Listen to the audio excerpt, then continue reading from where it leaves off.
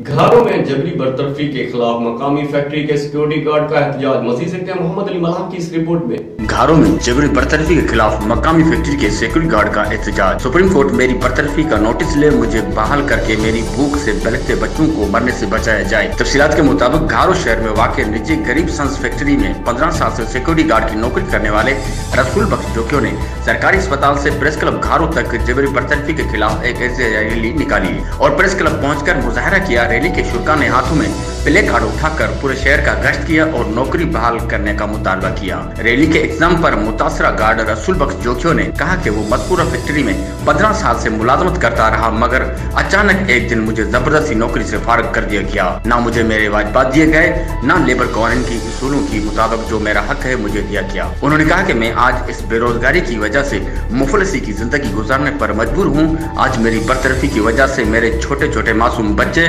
भूख और बदहाली का शिकार हैं। उन्होंने कहा कि मुझे मेरा हक दिया जाए और मुझे बहाल किया जाए ताकि मैं अपने बच्चों को 2 वक्त की रोटी इज्जत से खिला सकूं। कैमरा टीम के साथ मोहम्मद अली मल्लाह, राज न्यूज़ घारो।